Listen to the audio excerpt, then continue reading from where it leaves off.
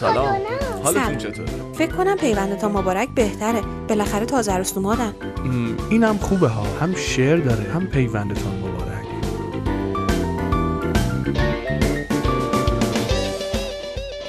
خب خود کادونا رم زدم. فقط دیگه مونده مبلغ. اینا هم تازه عروس اومدن. هر رفتن خونه جدید. یکم مبلغشو بیشتر خودمونی ما. آقا جون نیست خوب جاشو پر کردی. بابا جون پیامکش اومد؟ پیامکش اومد. حالا فقط باید بریم تو سایت کادونا و مبلغشو واریز کنیم. پس زود باش که دیر شد. بفرمایید. خیلی خوش آمدید. خیلی ممنون. بفرمایید. در خودتون پذیرایی کنید. خیلی خوش اومدید. برای یه زوج خاص باید کادوی خاص هم گرفت. بفرمایید. مبارک باشه. مرسی. کادونا از روز اول که تو شرکت دیدمش عاشقش شدم. گفتیم کادونا بخریم هر جور دوست دارید خرج کنید.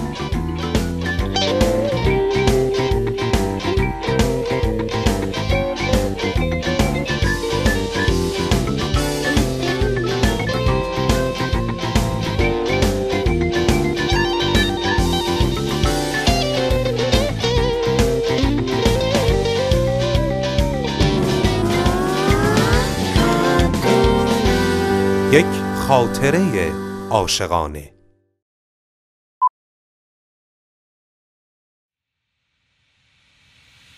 دارم از خونه آجونیس میام. به خاطر تو رفتم همه چی رو به مادرم گفتم. الان دیگه اونم همه چی رو میگه. کار خوبی کردی، آفرین. ولی کاش این کار به خاطر خواهرت میکردی. من سعی کردم اشتباهمو جبران کنم. تو هم سعی کن منو ببخشی دیگه. ریحانه برگرد خونه. من این روزا واقعا حالم خوب نیست رضا. احتیاج دارم یه مدت با خودم تنها باشم. پسر چی؟ همونی که امریکاست منتظر شماست تا بیای. همونی که داری پول خرج میکنی واسش. من مثل این رفیقت عوضی نیستم. اینا رو هم بهت گفتم که بدونی همه چیز رو میدونم ولی خودم میزنم به اون رو. تو با زنت اختلاف داشتی، قرار بود اصلا طلاق بگیری. چرا وقتی فهمیدی قاتل همسرت اونو لو ندادی؟ چرا مخفی کردی این موضوع رو؟ چه گیرت میومد از این مخفی کاری؟ با شماست. جواب بده. من و پگاه رو ببینم اول. ببینم همه چی رو براتون میگم.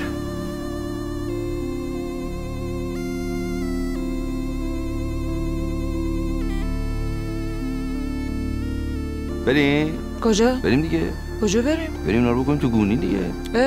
من خودم اینا رو تنهایی میکنم تو گونی. شما یکم زود رسیدی.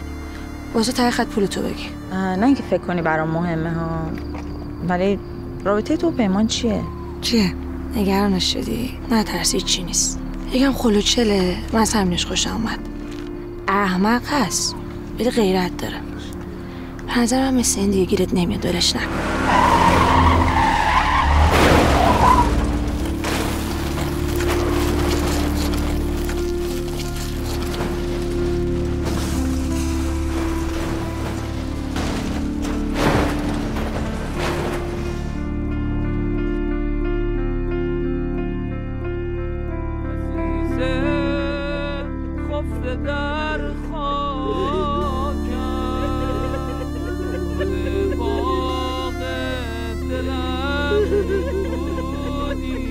شما که قاتلشو دستگیر کردین دیگه این سوالا برای چیه؟ به خاطر جنازش به چه درد من میخوره؟ کسی هست که خودت بهش مشکوک باشی؟ فکر کنی توی این ماجرا دستی داره؟ گیسو تازگی‌ها فامیلدار شده بود. مثل اینکه پدرش هم آدم دمکلفتیه. میگن تهدیدش هم کرده بوده. خب ممکنه کار اون باشه. ما در ارتباط با قتل خانم گیسو برازنده مزاحم شدیم. ایشونو که میشناسیم. حتما اشتباه شده. من اصلا گیسو برازنده به قتل رسیده. جنازه‌شون هم ناپدید شده. ما حکم قضایی برای بازرسی از منزل و محل کار شما رو دادیم. حامد خودش گیسو برازنده لباس خونی زنانه پشت ماشین شما پیدا شده. توضیحی داری؟ باور کنید اینا همش صحنه سازیه.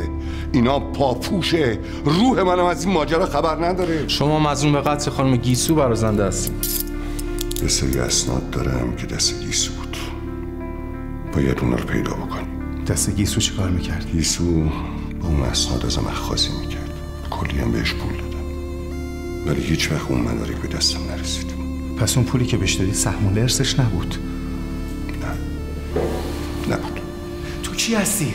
چی هستی؟ گیسو مرده، دخترتو کشتن، اون وقت به فکر خودتی.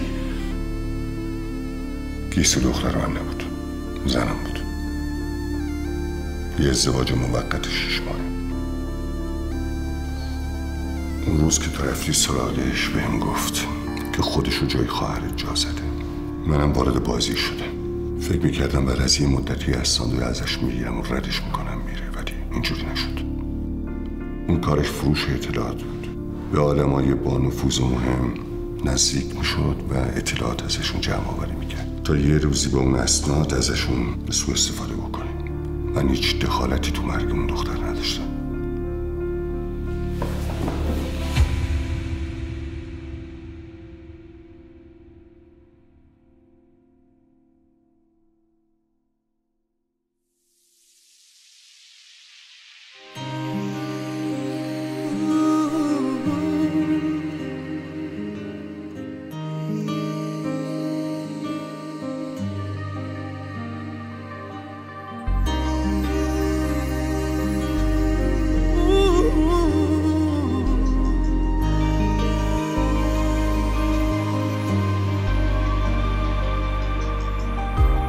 خندی و خندت مثل اون اولا نیست، اینجایی اما فکرت اصلا اینجا نیست.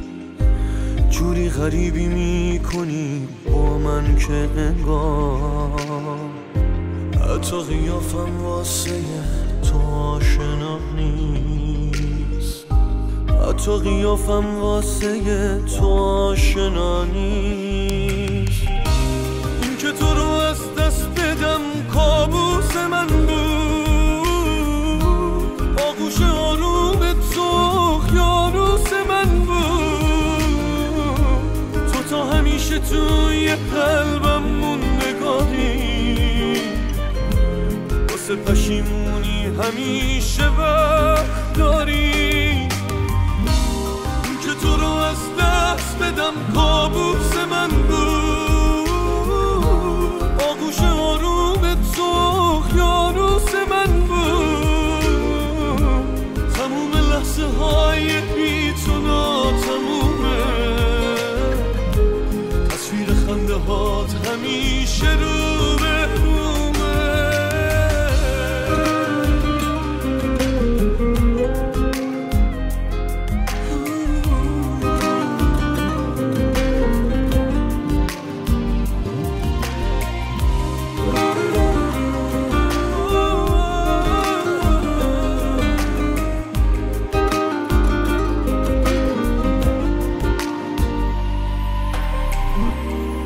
کسی که بین ما ها رو به هم زد، حالا دیگه هیچی میون ما دوتا نیست.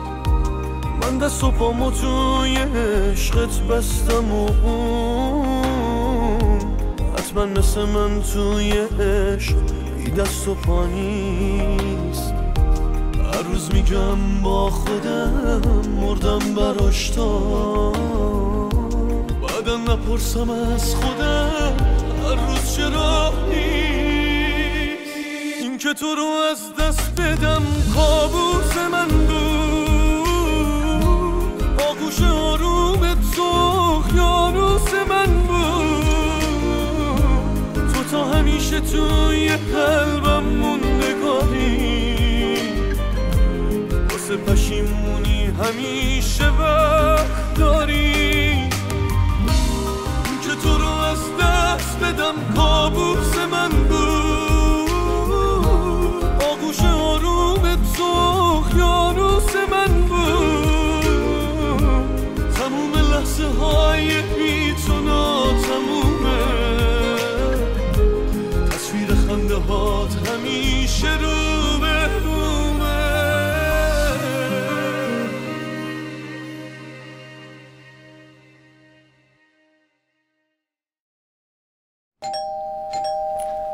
اونی شماست، من باید برم کارا رو انجام بدم. بله سلام. چطوری؟ چقدر شد؟ 48 شد. باشه پیشه دست در نکن. بیا آقا جون، بیا پیتزا گرفتم، بیا یه لقمه بخور. باشو الان یخ میشی. چیکار میکنی اونجا؟ چی میجوری؟ میخوام برم تو ایمیل گیسو نمیشه. پسوردشو مگه داری؟ نه دیگه نه. خود به خود که نمیره تو ایمیل که مرد حسابی. باید پسورد بزنی. پاش بیا غذا بخوری، الان سرد میشه چوب خشک دیگه نمیشه خوردش. بیا.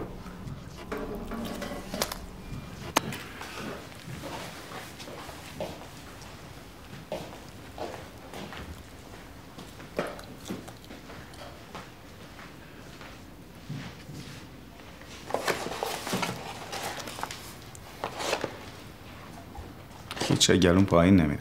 بابا نکن دیگه. دارم به خدا اشتهاش کور میشه. من میفهمم اتفاق بدیه، زندگی بالا پایین داره دیگه رضا. چرا این بچه‌های 7 ساله شدی؟ من الان میتونستم تو همین اتفاق سیندکش قبرستون باشم کنار این دختر. تو الان باید به فکر زن و بچه‌ت باشی. زنت اون و مریض احوال. خدا خواهرتو بیامرزه. من تو الان دیگه کاری از کسی بر نمیاد. تو چرا انقدر زیر میزنی پیمان؟ حرف زدن شده مریم. الان اصلا مسئله من ریحانه نیست. اونو که میرم از دلش در میارم برش میگردونم یه جوری. الان من نگران اون بابای بدبختم هم که تو زندانه. اونشون خوش میدونه چی وزوز میکنه راجع به بابای من؟ نه میگم بابا دیگه بچه که نیست، بزرگ شده ماشاءالله. حواسش به خودش هست. رضا تو چرا نمیخوای قبول کنی؟ شده یه بار واقعا جدی فکر کنی که 1% ممکنه بابات این کارو کرده باشه؟ اونجوری نگاه نکن. خودت یه بار گفتی من بابام چشم دیدن خواهرم گیسو رو نداشت. نگفتی مگه؟ عقل کلتاینت که بزنه بکشتش؟ یه آدمیه دیگه، عصبی میشه یا میزنه میکشه. حالا اصلا مسئله من این نیست که. مسئله این نیست، مسئله اون نیست. مسئله چیه رضا؟ حرف بزن. دهنت که چفت و بس نداره که بهش باید حرف زد که. رضا جان من اگه میخواستم دهن لقی کنم همه این کسایی که میشناسیم باید کولاشون میذاشن رو دوششون میرفتن تهرونا. دهن من رو نکن. بگو دیگه لوس کردی. پیش خودت میمونه؟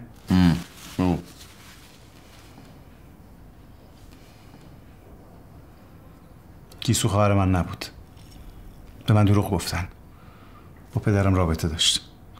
خواستم من نفهمم. باشه پیساز نخم بیشور.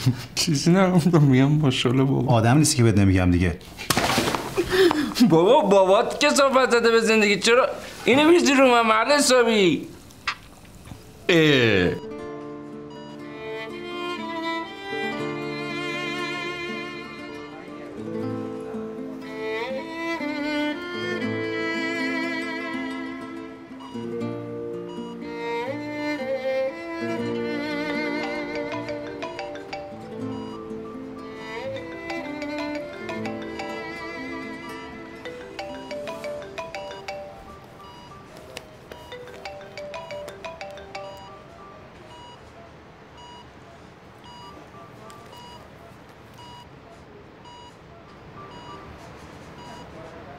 هگا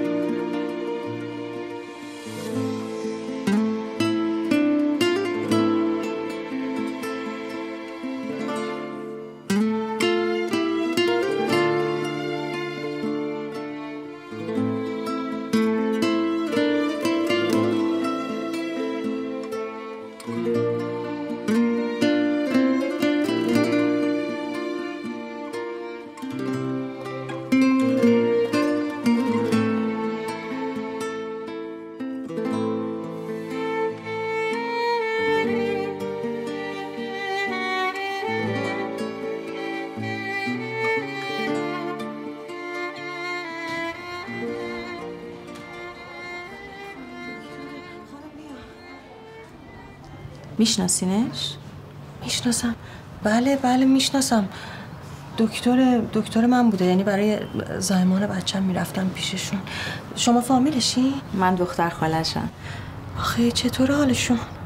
خدا رو شکر 2 ساعته که به هوش اومده، خطر رفع شده، خیالتون راحت باشه. شما از کجا فهمیدی؟ من 2-3 روز بود هی زنگ می‌زدم مطبشون، می‌خواستم وقت بگیرم برم پیششون، بعد هیچکی بر نمی‌داشت. موبایلشون رو گرفتم دیدم باز کسی بر نمی‌داره، دلم شور زد. پاشدم رفتم مطب، اون همسایه بغلیشون یه آقای دکتری هست، اون بهم گفتش که چه اتفاقی افتاده. بنده خدا. شما که غریبه نیستی، من همه زندگیمو مدیون خانم دکترم، شوهرم و همین بچه اگه خانم دکتر نبود الان پیش یه نفر دیگه بود. انشالله که زودتر حالشون خوب شه. میگم بعد از اون گرخ میشه خیلی.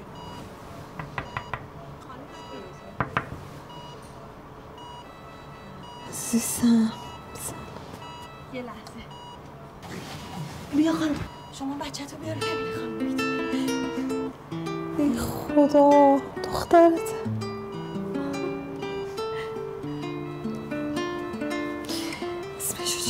اسمشو چی گذاشتی؟ چی؟ نمیفهم چی.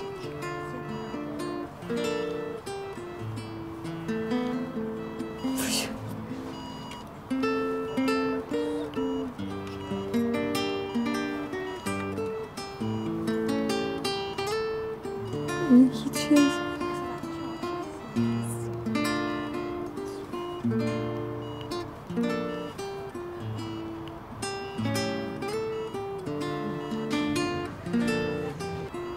عزیز دلم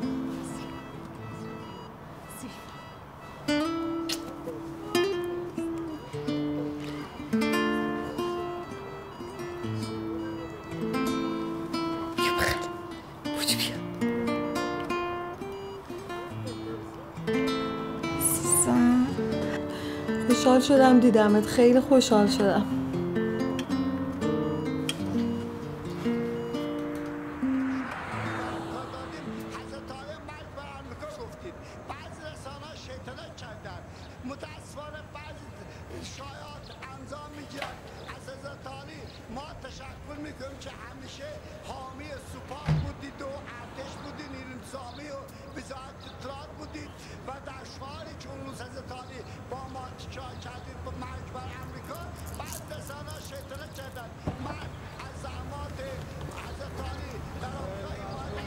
مامان چطوره؟ خوب نیست. فشارش همش بالا پایین میره. یه گوشه‌ای کز کرده و اعضا گرفته. نه چیزی میخوره نه حرفی میزنه.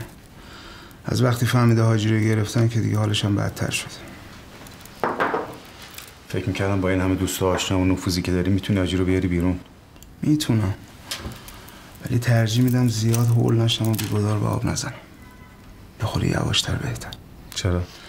به من شک ندارم که یکی میخواسته واسه حاجی پاپوش درست کنه. کسی که از جای جنازه گیسو با خبر بوده. وسایل لباساش هم ورش جاساس کرده تو صندوق ماشین حاجی. کار سهیل که نمیتونه باشه. اون الان زندانه. یه نفر تعقیبش کرده. جنازه رو پیدا کرده. مثلا کی؟ دامون تهرانی، شوهر سابق گیسو. دامون؟ ببین من به لطف یکی دوتا از دوستام تونستم رد ماشین این آقا رو بزنم تو اتوبان فتح. دقیقا شب حادثه. به خاطر سرعت زیاد دوربینا ازش عکس گرفتن. حدود ساعت 2 صبح. آره. اونجا نزدیک محلی که سهیل جنازه رو انداخته. این یه فرضیه است ولی مدرک محسوب نمیشه. من آمار پرونده این آقا رو هم درآوردم. قبلا توی شرکت خودروسازی کار میکرده که طراح سیستم‌های امنیتی قفل‌های مرکزی بوده. زیاد دور از عقل نیست که این فرضیه رو در نظر بگیریم که قفل ماشین حاجی رامون باز کرده باشه. که چی بشه؟ انتقام. اون عاشق گیسو بوده. خب پس چرا معطلیم؟ بریم اینا رو به پلیس بگیم دیگه. اونا میتونن از زیر زبونش بکشن. نمیخوام الان پای پلیس وسط کشیده بشه. حداقل تا وقتی که اون اسناد و مدارک پیدا بشه. بعید نیست دست اون مردک باشه این اسناد. همون اسنادی که گیسو از حاجی داشته؟ اون اسناد فقط در مورد حاجی نیست، پای منم گیره. از تو هم میخوام که به جای اینکه راه بیفتی بری پیش پلیس، بری بهش بگی این دردش چیه. ها؟ ببین مثلا اون اسناد و مدارکایی بخواد به اون بده، چی میخواد ازمون؟ چرا من؟ چرا تو؟ به خاطر اینکه تو گند زدی به قضیه حاجی. تو اگر پاتو نمیذاشتی وسط زندگی حاجی و فضولی نمیکردی، کسی از وجود گیسو با خبر نبود. رضا تا کی؟ تا ابد که ماه زیر ابر نمیمونه. بالاخره همه چی برملا میشد. مامان به حاجی شک کرد. رضا تو کی میخوای بزرگشی؟ کی میخوای تصمیم مردونه بگیری ها؟ یه سری حرفا مردونه است. گیریم که حاجی زیرابی هم رفته، تو باید بلند شی بری آبروی خودت و پدرت و 7 جد آبادتو ببری. یه جوری حرف میزنی مثل که تو از رابطه گیسو و حاجی خبر داشتی. آره میدونستم رضا، خیلی چیزای دیگه هم میدونستم که تو اصلا خبر نداری. اون وقت تو همه اینا رو میدونستی، هیچ وقت حرف نزدی؟ نگفتم، به خاطر اینکه هر کسی اختیار زندگی خودش داره. دقیقاً اینه، تو که اختیار زندگی دست زنته. نمیفهمم. میفهمی؟ الان بهت میگم. ببین تو اختیار زندگی دست زنته. اون دقیقاً عین یه عروسک گردون حرفه‌ای داره همینطور بازی میده. تا کی میخوای جلو پای زانو بزنی، دلاشی التماس کنی؟ یه خود مرد باش. محسن داداشمی باش، ولی حق نداری پشت سر ریحانه ریشار بگی. حق نداری. حاجی راست میگفت. دیگه تو احترام کوچیک‌تر بزرگتری هم نگه نمیداری. بزن تو گوشم. بزن. تو نگران بابا و مامان نیستی. تو نگران موقعیت خودتی. اگه الانم اینجایی به خاطر حاجی نیست، به خاطر اینکه فرصت از دست ندی، به خاطر اینکه ضرر نکنی. دیگه داری تو میری رضا، دیگه داری تو میری.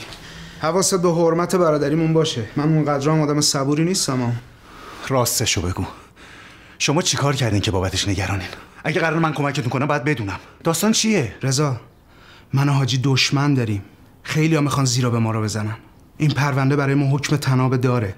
دیر به جنبیم خفمون کرده. تا میخوای کمک کنی اینو بدون، اگه آبروی من و حاجی بره، آبروی تو هم رفته. اینو بکن تو سرت. همین.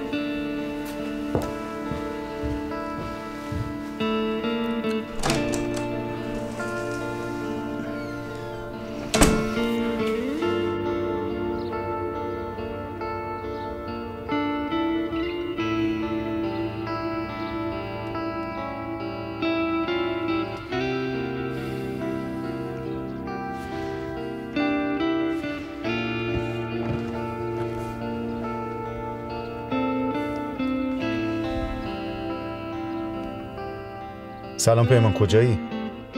سریع خودتو برسون خونم، کارت دارم. منتظرتم. خداحافظ.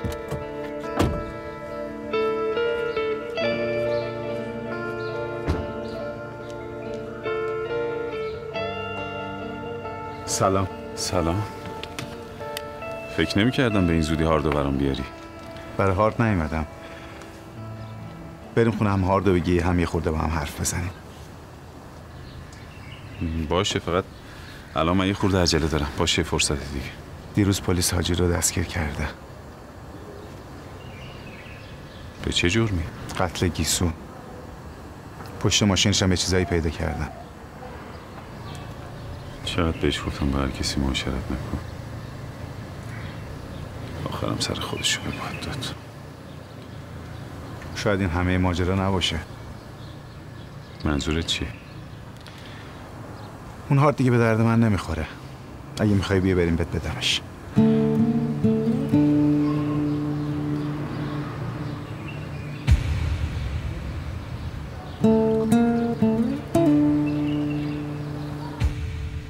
دیگه چی میخوای بدونی؟ میخوام بدونم گیسو برای کی کار میکرد، به کی وصل بود، هدفش از سرقت اطلاعات آدمای سرشناس چی بود، چی گیرش میومد از این جاسوس بازی. گفتم که اون تعادل روانی نداشت. دو شخصیتی بود. از این آدم هم توقع هر کاری میره. درباره خودت چی؟ پروژه قرار بود به کی بفروشه؟ هر کی پول بیشتری بده. یکی از طرح‌ها رو فروخت به شرکت رقیب. اونام بردن خارج از کشور ثبت کردن. دیگه منم هیچ کاری نمیتونستم بکنم. برای اینکه بقیه طرح‌ها رو نفروشه مجبور بودم بهش باج بدم تا روز آخر. ممکنه همون آدمایی که میگی باش در ارتباط بودن جسدش برده باشن؟ ممکنه. ولی تو گفتی پیراهن خونیشو پشت ماشین پدرت پیدا کردن. من فقط گفتم یه چیزایی پیدا کردن. حرفی از پیراهن خونی نزدم. نزدی. شاید من اشتباه میکنم. به هر حال دیگه من زیاد چیزی یادم نمیاد. اون هارد و مدارکو بدی من میرم. مدارک شما دست منه. هارد و اینا رو میگی؟ آره اینجاست. میدم بهتون. عجله داری؟ اون شبی که گیسو کشته شد شما ساعت 2 صبح تو اتوبان فتح چیکار میکردی؟ چی داری میگی؟ من نمیفهمم. چطوری نمیفهمی؟ با سرعت داشتی تو اتوبان میرفتی، پلیس جریمت کرده، ازت عکس گرفتن. میخوای عکس رو بهت نشون بدم؟ کیه؟ چی داره میگه؟ جوابشو بده. من اومدم هاردو بگیرم برم. بشین. میگم بشین.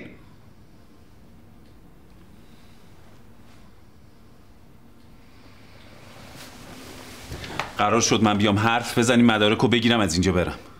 دیگه قرار نیست حرف بزنیم. من حرف میزنم. رفتی بالا سر جنازه گیسو دیدی زنده است، دخلشو آوردی، بعد همه چی رو داری میندازی گردن بابای رضا. الان اومدی اینجا میگی مدارکو هاردو بده. چه زبلی هستی بابا شما. ببین اگه نگه جنازه گیسو کجاست زنده نمیذارم از اینجا بری بیرون. کتمان نکن آقا دامون. ما میدونیم اون وسایل تو گذاشتی پشت ماشین پدرم. تو براش با پوش درست کردی. چرا؟ به چی میخواستی برسی؟ اسناد و مدارکو بده من.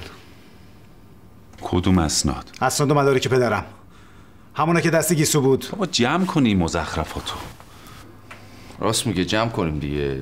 مسخره بازی بسته دیگه. ما اصلا با ایشون کاری نداریم. ما این مدارکو برمی‌داریم میدیم به رقیباشون. همون کاری رو میکنیم که گیسو کرده. آره اینجوری بهتره. بفرمایید شما میتونید برید دیگه. بفرمایید ما با شما دیگه کاری نداریم. باشه برو دیگه.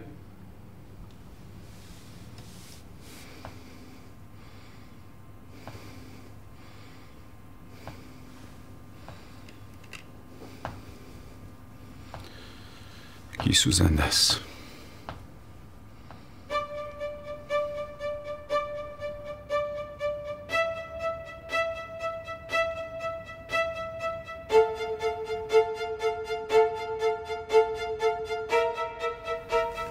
وقتی رسیدم اونجا ماشین گیسو رو دیدم که از پارکینگ اومد بیرون و دور شد. فکر کردم خود گیسو پشت فرمونه و بازم میخواد منو قال بذاره. دنبالش راه افتادم.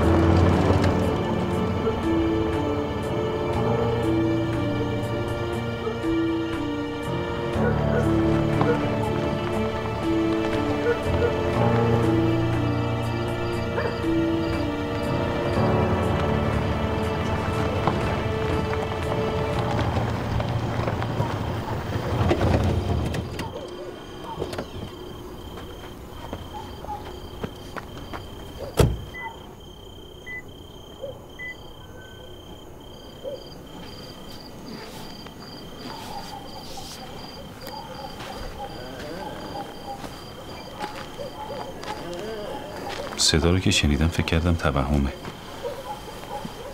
اما دوباره شنیدم. این بار بلندتر. یه جور ناله ضعیف بود، کمک میخواست. برگشتم.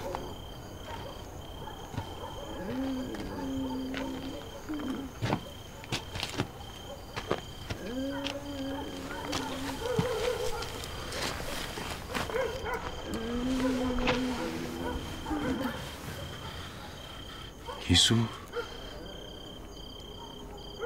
گیسو گیسو گیسو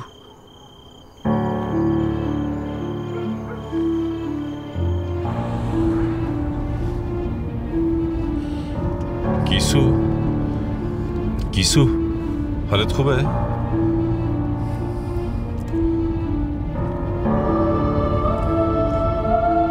الان میرسیم بیمارستان.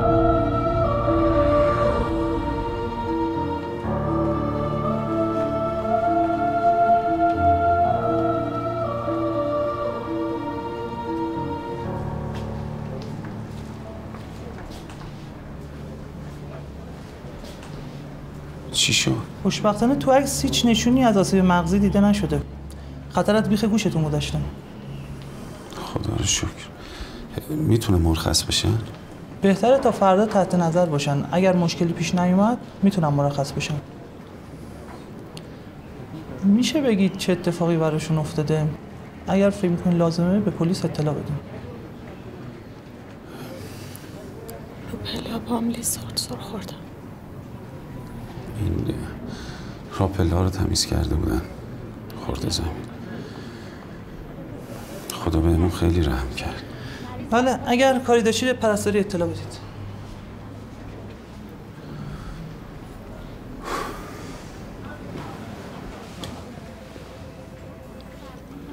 زنده موندنش یه معجزه بود. تا صبح همونجا موندیم. بعدش گیسو پیشنهاد صبحونه داد. میتونی علیه جفتشون شکایت کنی. اونا اقدام به قتل کردن. که من نرسیده بودم الان مرده بودی. کاش مرده بودن. چی داری میگی؟ سرم خیلی درد میکنه. باید بری پیش پلیس. نذار قصر در برم. برام مهم نیست. چرا مهم نیست؟ دامو خسته شدم. از خودم، از آدمای دور و برم، از همه چی خسته شدم. دیگه داری هرچی میگی. باید بریم خونه استراحت کنیم. دلم می‌خواست یه آدم دیگه میشدم، یه زن دیگه، یه کسی که هیچ کس نمیشناختش. پس من چی؟ آدم زندگی مشترک نیست. میتونیم بریم یه جای دیگه، دور از این حیا. من خود حیاهام. هر جا من باشم درد سرم همونجاست. فقط این که به هیچ کس نباید بگی منو دیدی. به هیچ کس نباید بگی من زنده‌ام. کجا میخوای بری؟ هنوز نمیتونم. لطف می‌کنی بگی یه ماشین زنگ بزنه؟ باشه، فقط تکلیف این پروژه های من چی میشه؟ همه اونو ریختم توی هارد، تو خونه است، برو بردار. خواستم زودتر بهت برسونم ولی بعد از این اتفاقات شمالو. باور کن هیچ ربطی به من نداشت. باور کن.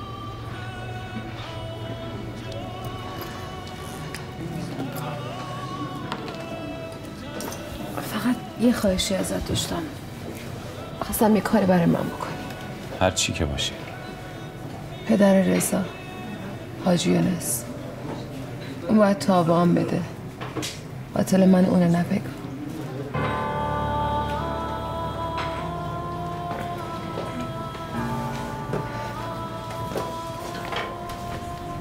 تا اون روز که دم خونه گیسو هم قرار گذاشتیم. بقیه‌اش هم که دیگه خودت میدونی.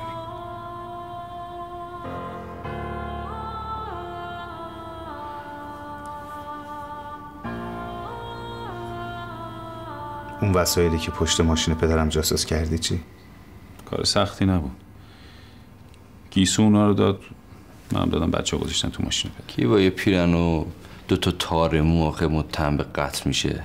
همین که به درد سر بیفته و بی‌آبرو بشه برای گیسو کافی بود. به هر حال پدرت آدم خوبه، ماجرا نیست. من جای تو بودم بیشتر از این خودم خرجش نمی‌کردم. حالا واقعا اگه میدونی اسناد کجاست بهم بگو. نمیدونم. باور کن دروغ نمیگم. من نمیدونم کجاست. اصلا اون اسناد به درد من نمیخوره. گیسو رو کجا میتونم پیدا کنم؟ من خیلی وقت ندیدمش. دیگه بس دیگه چرت و پرت نگو دیگه. من مطمئنم تو باهاش در ارتباطی. موبایل تو بده چک کنم بهت بگم. موبایل بده. برای چی میخوای؟ خب بزنم به دیوار میگم میخوام چک کنم. بده من. حرف زیاد نزن. پیمان. آقا واسه یه لحظه بده من. گوشی وسیله شخصیه. شخصی نکنم. میام به زور ازت میگیرم. فهمیدی؟ پیمان بس کن. بده من اونو. میخوای چیکار کنی اینو؟ بده من. خب بگو میخوای چیکارش کنی؟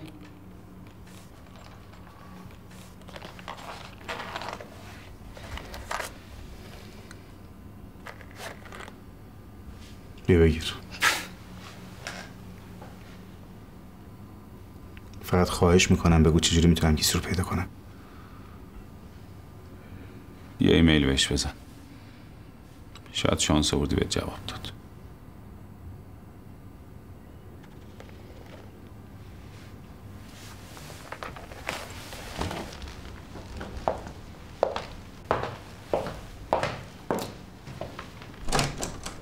تو که میخوای کار خودتو بکنی واسه چی به من میگی بیا؟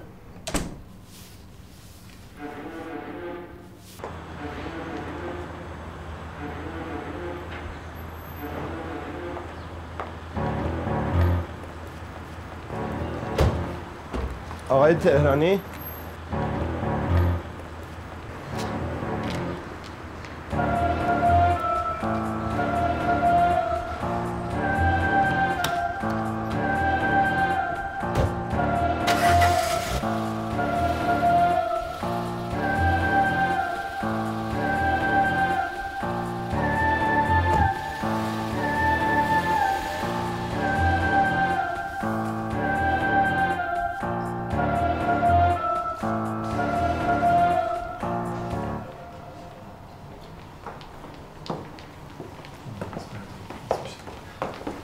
دکتر ما چطوره؟ بهترم امروز. خیلی بهتری از دیشب که خیلی بهتری. خب خدا رو شکر همه چی مرتبه. فقط از این به بعد خواستی از این کار رو بکنی این پنجره طبقه 8 باز کن خودتو بنداز پایین. نه اینجا میافتی رو ماشین از اون ور خودتو بنداز پایین. شوخی کردم عزیزم. لطفا زودتر بلند شو. مریضات تو مطبت منتظرتن. غذا تا حتما بخور. خدا نگهدار.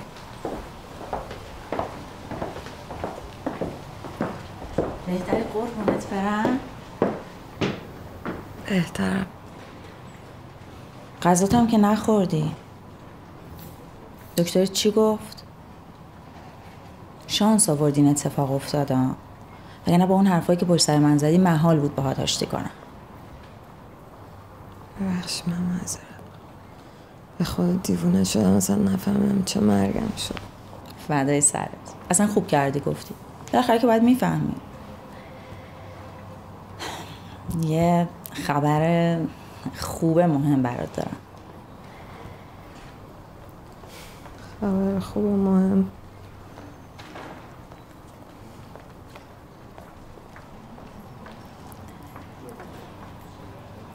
گیسو زنده است. باور کن. آره. شوهر سابقش اعتراف کرده که اون شب پیداش کرده، بعد حال بردش بیمارستان. یکی دو روزم بیشتر بیمارستان نبوده. مرخص شده و رفته سر زندگیش. الانم همه در به در دنبالشن. میگن که همه چی تموم شد. خلاص شدی راحت. هیچی. سهیلم هیچی. آزاد میشه.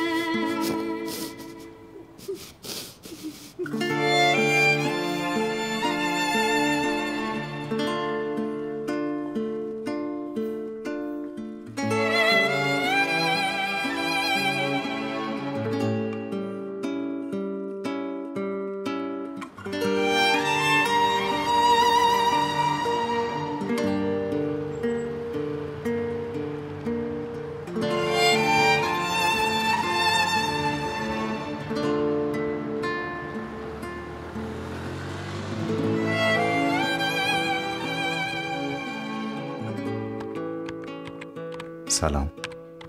نمیدونم اینو میخونی یا نه. اما این تنها راهیه که میتونم حرفامو بهت بزنم. شاید دوران کوتاهی بود، اما در همین مدت من صاحب خواهری شدم که عاشقانه دوستش داشتم. عاشقانه بهش احترام میذاشتم و براش بهترین ها رو میخواستم.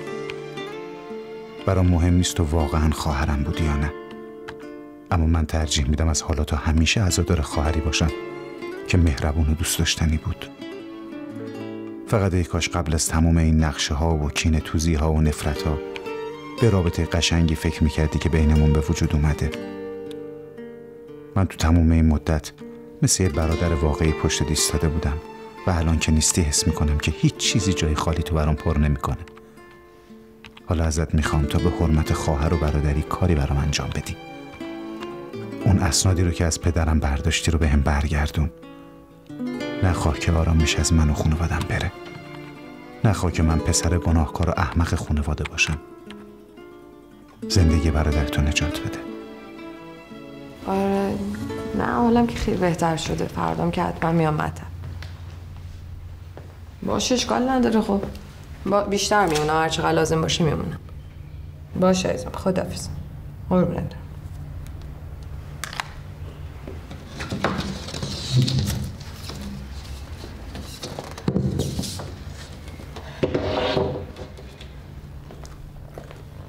میذاشتی چند روز استراحت میکردی، یکم تقویت میشدی، بعد میرفتی سر کار. من ترجیح میدم سر کار برم. سر کار حالم بهتر میشه. بیا قهوه بخور حالت جا بیاد. دست درد نکن. بگاه میخواستم یه چیزی بهت بگم. راستش من یواش یواش داره از پیمان خوشم میاد. خب به نظرم خیلی آدم جالبیه، آدم شیرینیه، آدم غیر قابل پیش بینیه، آدم باشه حوصله‌اش سر نمیره، آدم متفاوتیه. راستش به نظرم برخلاف اینکه خیلی آدم کلک پدر سوخته ای میاد، خیلی هم آدم مهربون و با معرفت و با مرامیه. به هر حال ما هر دومون تجربه مشترک داریم، هر دومون ناپدری داریم، ولی خب من خوش شانس بودم، اون بد شانس بوده. همش فکر می‌کنم اون اگر که یه عشق واقعی دریافت کنه، آدمی که اهل موندنه، نه مثل اون یکی بذاره بره. پگاه میشنوی چی میگم؟ آره داشتم میشنیدم حرفتو. حواست کجاست؟ داشتم فکر میکنم که قبلا فکر میکنم خیلی آدم مثلا بد شانسی هم، ولی الان فهمیدم که اصلا اینطوری نیست. چون اگر که اینجوری بود حتما الان من پشت میلای زندون بودم، اونم زیر خربار خاک بود. خدا انگار یه فرصت دوباره به هر دو تامون داده، یه شانس جدید.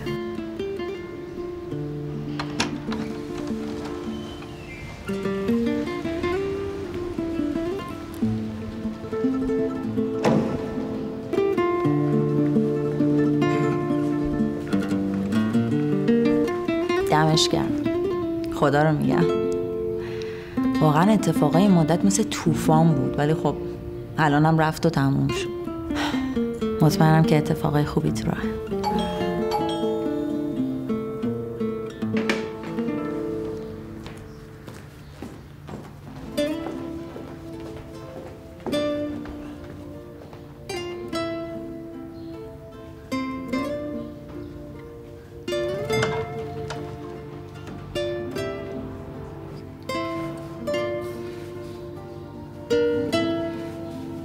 بده پیگانات.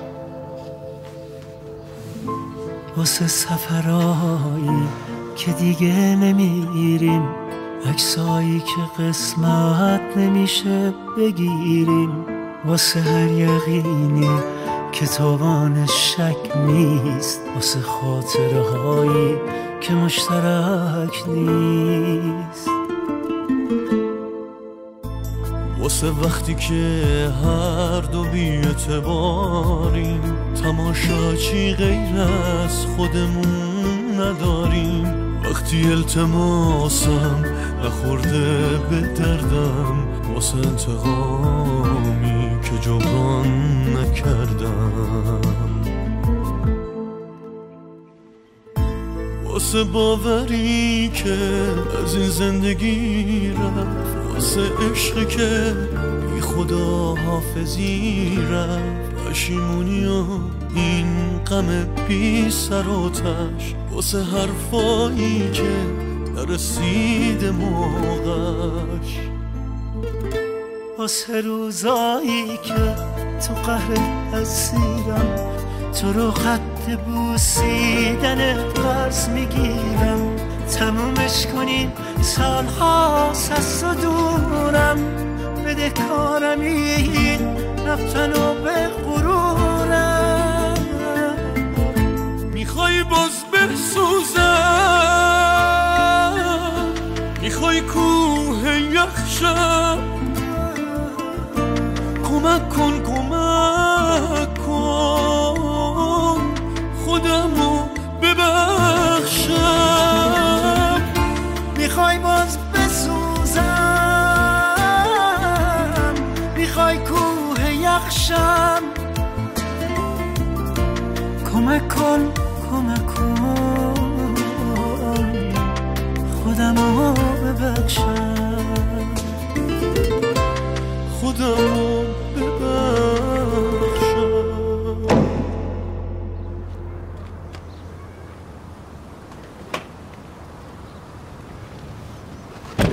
برای چی اومدی پس تو؟ قرار بود بری اونجا که؟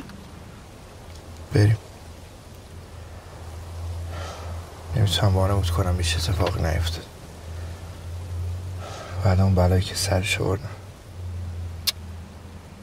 آقای عزیز ببین کاراتو، چند وقتی این حق کنونمه.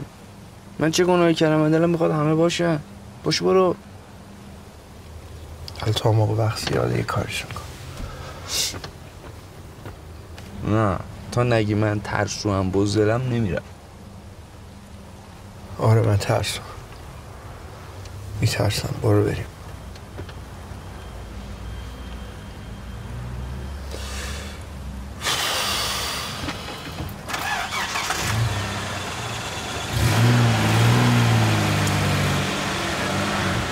شما نمیخوایم برگردین خونه؟ خب میدونم از حاجی دلخوری، ولی اون الان تو شرایطی نیست که تنها باشه مادر من. نه بابا چشم دیدن منو نداره. دلخوره دیگه، دلخوره از من. شما چرا یه چند روز بلند نمیشیم بیون پیش ما؟ قدمتونم رو چشم. بابا این حرفا چیه؟ ریحانه هم خوشحال میشه. نه الان نیست. با دنا رفتم بیرون. مامان جون من بهت زنگ میزنم. سلام قربونت برم اخت جون. دلم واسه یه ذره شده بود بابا.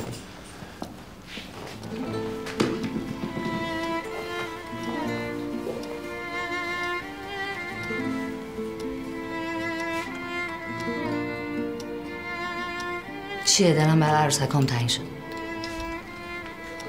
تو که راست میگی.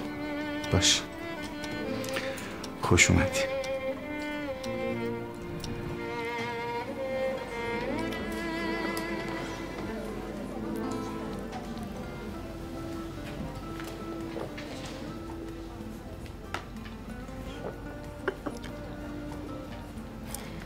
میخواستم امروز چیزی بهت بگم. چی بگم؟ من دیگه نمیخوام باید عقد کنم.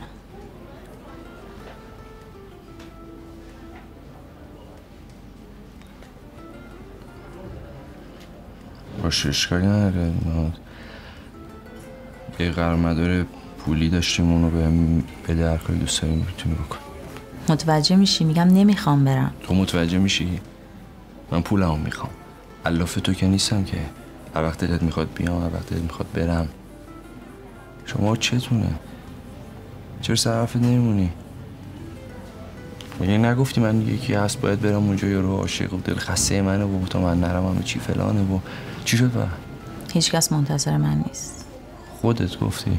اون بلا فاصله بعد از اینکه رفت ازدواج کرد. ازش متنفرم. خواستم برم تو صورتش توف بندازم. یعنی واسه خاطر یه توف ما رو انتر خود کردی؟ حالت خرابه تو؟ اگه حالم خراب نبود که از تو خوشم نمی آمد.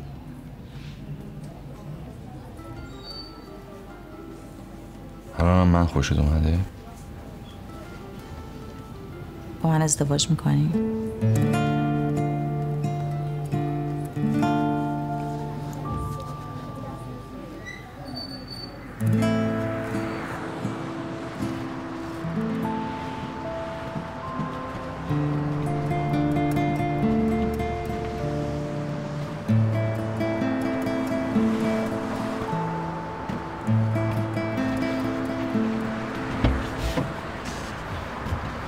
چی شد؟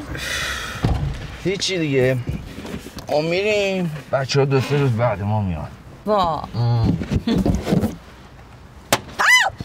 پیمان ترسیدی؟ آره خب ترسیدم. اشکال نداره، ترس خوبه. زن باید از شوهرش بترسه. چقدر تو ترسناکی. چیه؟ میگم چقدر تو ترسناکی. نه من من میترسم. من از تو میترسم. تو شوهر بسیار با اباحتی هستی. چرا این کارو دیگه این کارو نکنی. اصلا آدم باید تنبیهتون کنه. خیلی خب بریم اونجا نگاه میکنم. من معذبم. من هر وقت دلم بخواد میرم. چشم هرچی شما بگی. فهمیدی؟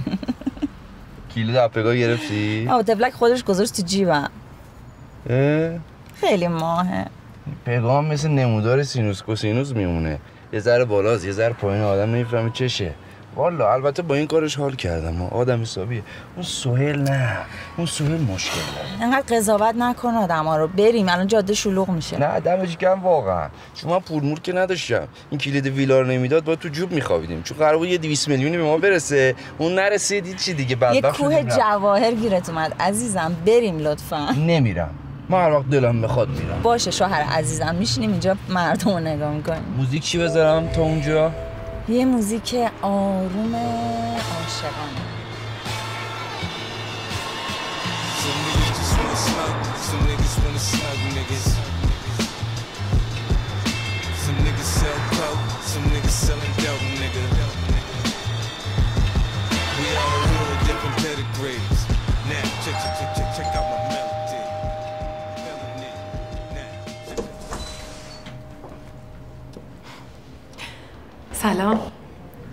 سلام. چقدر قشنگ شدی. عروسی خوش گذشت.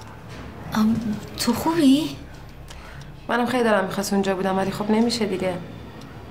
خیلی تشنمه. میشه بیام تو؟ ببخشید آره حتما. رضا جان. رضا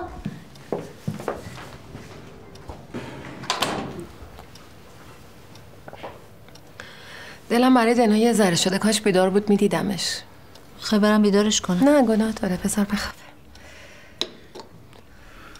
نگفتی چرا برگشتی؟ ایمیلی تو که خوندم دیدم حق با توه. این حس خواهر برادری خیلی قشنگه حتی اگه واقعی نباشه.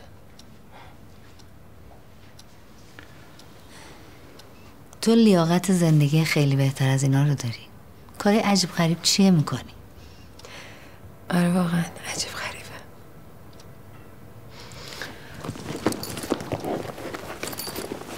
این تو پرونده پدرته. اگه میخوای بدونی باید بخونیش. اون وقت باید منتظر عواقبش هم باشی.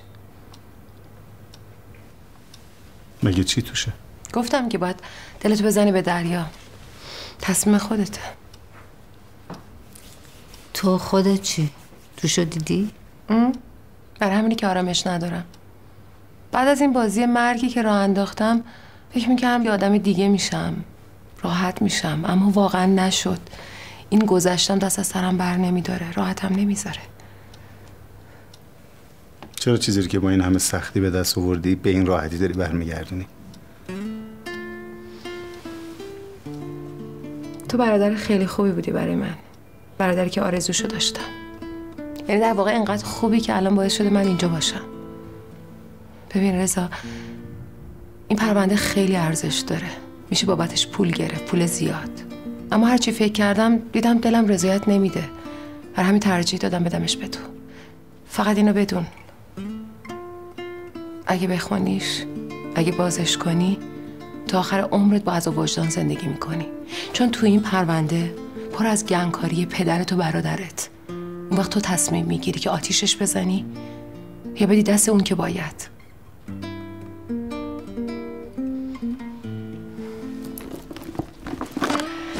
این از طرف من بدین بدنم. بگین عمه عاشقشه. دست در نکن. سرنتیپیتیه. مرسی گیسو. ممکنه دیگه هم دیگه رو نبینیم، اما من خیلی خوشحالم که خانواده مثل شما داشتم.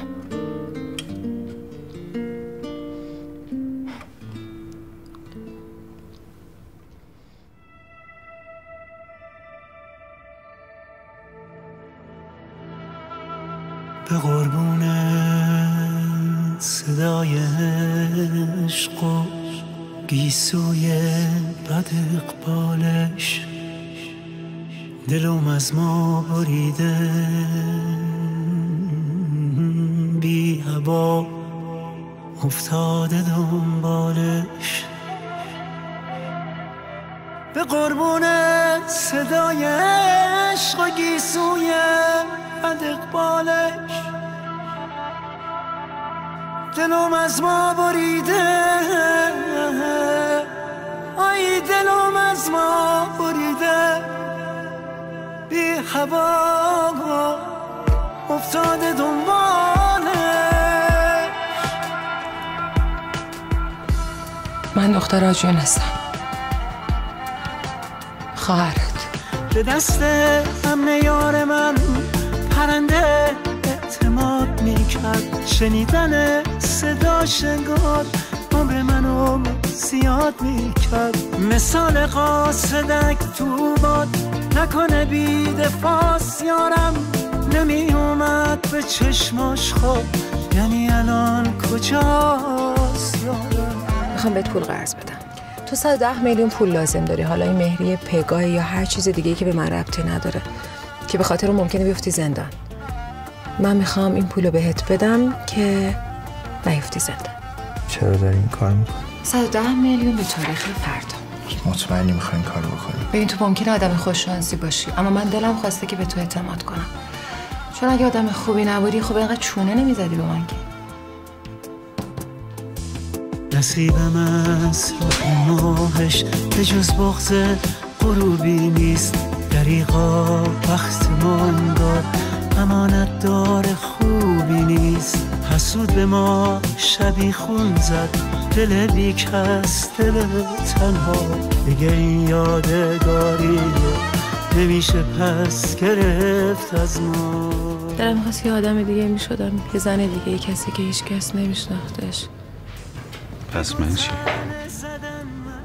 آدم زندگی مشترک است. صاحب ما رو یه دم طاقت نمی آورد، کسی مصاحب ما رو نپرسیدم که اون چشما ادامه کدوم دریاد. قسم به اون نگاه مست قیامت تو همین دنیا.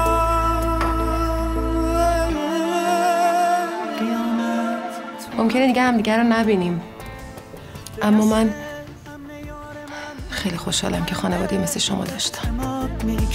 شنیدن صداش انگار عمر منو زیاد میکرد. مثال قاصدک تو باد نکنه بی دفاس یارم، نمی اومد به چشماش خواب، یعنی الان کجاست یارم.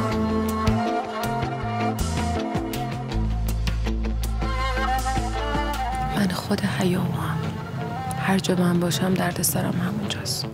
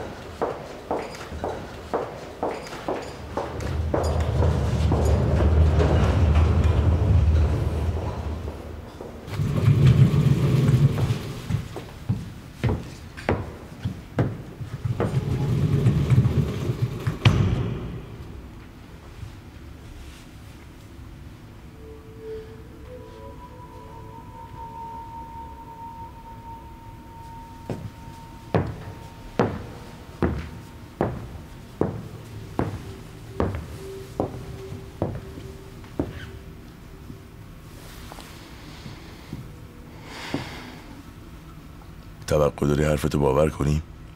اولین باری نیست که باهاتون کار میکنم. ولی بار اولی که داری پرونده ای از دست میدی. گفتم که پرونده نبود، یعنی بود، چیز به درد بخوری توش نبود. یه سری خلاف کوچیک و پیش پا افتاده. بی خودی وقت تلف کردیم. باش، تو نیروی خوبی هستی. ترجیح میدم حرفتو باور کن. میشه برم؟ یه کیس جدید سراغ دارم. یه مورد خوب. یه آدم گردن کلوف با کلی زد و بند و کلی معاملات غیر قانونی. مطمئنم فقط تو میتونی از پسش بر بیای.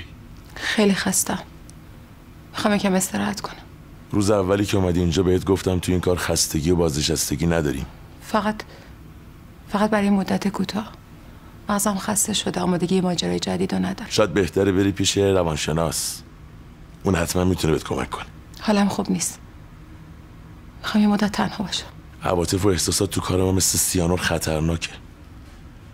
نباید درگیرش بشی. خیلی وقته که احساس عاشقی رو فراموش کردم. اما تو چشات اشک میبینم. حساسیت فصلیه. خوب میشم. شاید بهتره 2 ماه بری مسافرت.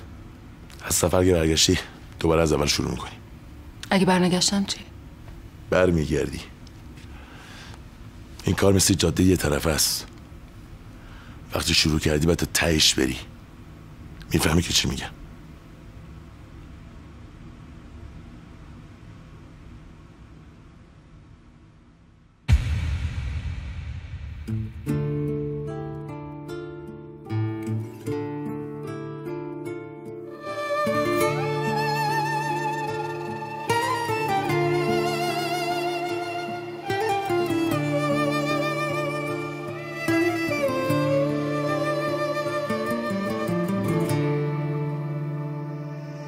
کسی که سنگ دلش شاید یه روزی مهربون بوده، شکستن اعتمادشو وقتی خیلی جوون بوده. هر اندازه که می جنگه بازم حس میکنه بس نیست، مثل تبعید تنهاییش که منتظره هیچ کس نیست.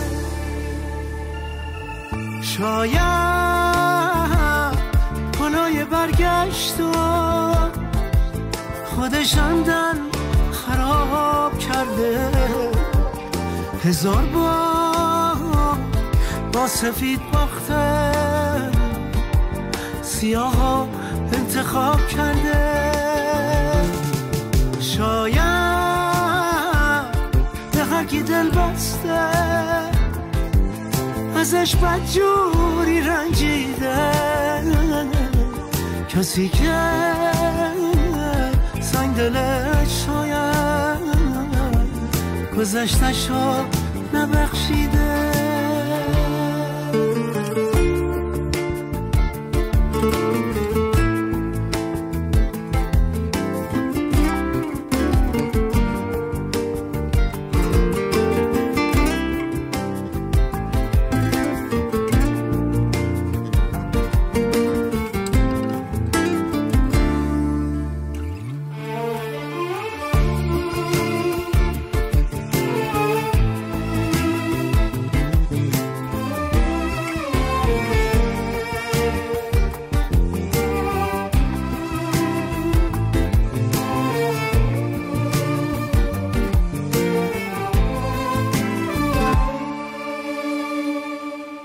اگه بیرحم تو حرفاش، اگه مهگیر و مرموزه تو چشماش، شب تو شب یه جنگل داره میسوزه، بازم فرارش از اینه که معلوم نشه غمگینه. اونقدر بهش دروغ گفتم به عاشقانه بدبینه. شاید پلای برگشتا خودش عمدن خراب کرده، 1000 بار با سفید باخته، سیاه ها انتخاب کرده. شاید اگه دل بسته ازش بدجوری رنجیده کسی که سنگ دلش شاید گذشتشو نبخشیده